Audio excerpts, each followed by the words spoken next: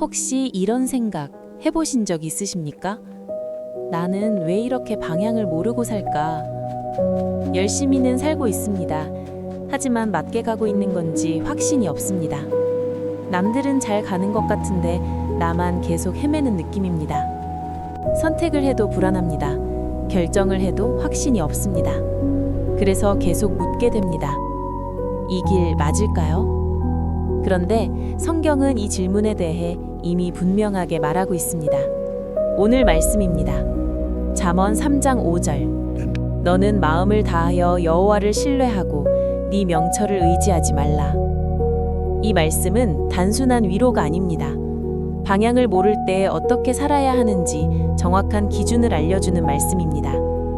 우리는 왜 이렇게 방향을 잃고 살아갈까요? 이유는 단순합니다. 우리는 이해되는 방향만 선택하려고 하기 때문입니다.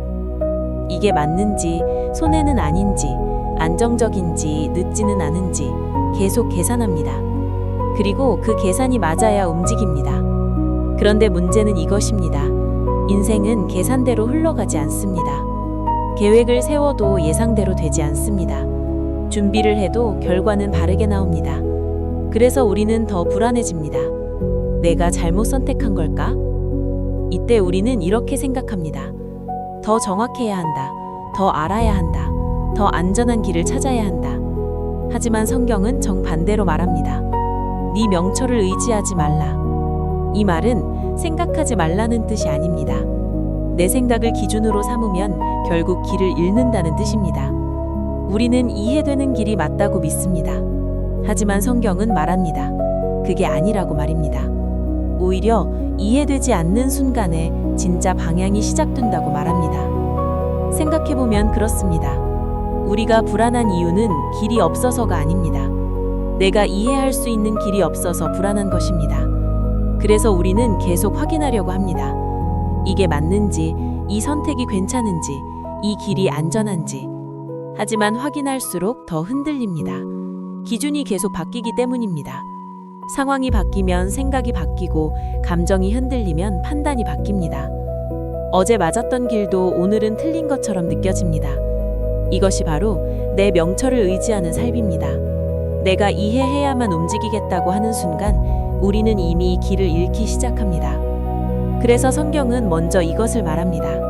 마음을 다하여 여호와를 신뢰하라. 여기서 중요한 것은 신뢰입니다. 신뢰는 이해한 다음에 하는 것이 아닙니다. 이해되지 않아도 맡기는 것입니다. 우리는 이해가 되면 믿습니다. 하지만 성경은 믿으면 이해하게 된다고 말합니다. 이 차이가 인생의 방향을 바꿉니다.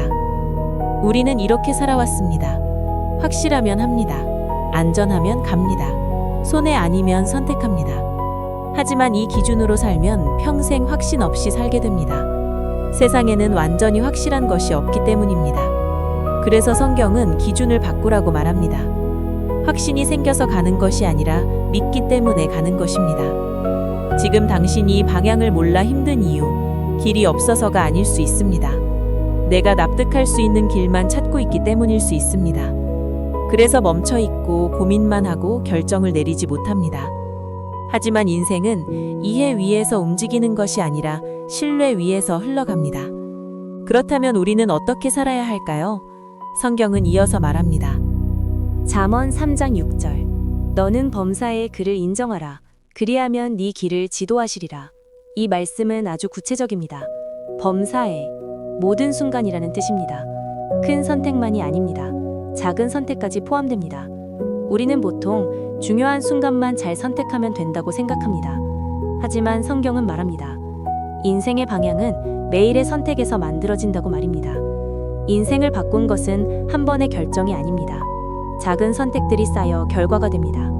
하루를 어떻게 보내는지, 누구와 시간을 보내는지, 무엇을 선택하는지, 이 모든 것이 방향이 됩니다. 그래서 성경은 말합니다. 범사의 하나님을 인정하라. 여기서 인정한다는 것은 단순한 믿음이 아닙니다. 내 생각보다 하나님의 기준을 먼저 두는 것입니다. 이렇게 말할 수 있습니다. 제가 보기에 아닌 것 같지만 하나님의 기준이라면 따르겠습니다. 이 순간 방향이 바뀝니다. 방향은 내가 정하는 것이 아닙니다. 누구를 기준으로 삼느냐에 따라 결정됩니다. 우리는 계속 방향을 찾으려고 합니다. 어디로 가야 할지, 무엇을 해야 할지, 어떤 선택이 맞는지. 하지만 성경은 말합니다.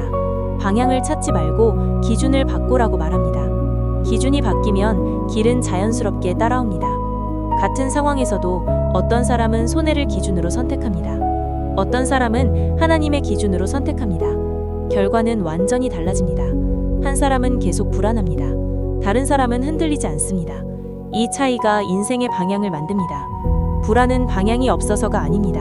기준이 없어서 생깁니다. 지금 당신이 흔들리는 이유, 길을 몰라서가 아니라 어떤 기준으로 살아야 하는지 정하지 않았기 때문일 수 있습니다. 그래서 결정을 해도 흔들립니다. 선택을 해도 불안합니다. 하지만 기준이 정해지는 순간 인생은 단순해집니다.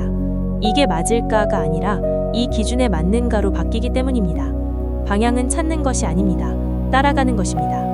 성경은 약속합니다. 그리하면 이 길을 지도하시리라. 내가 길을 찾는 것이 아니라 하나님이 인도하신다는 뜻입니다. 우리는 내가 잘 선택해야 한다고 생각합니다. 하지만 성경은 말합니다. 다 알 필요 없습니다.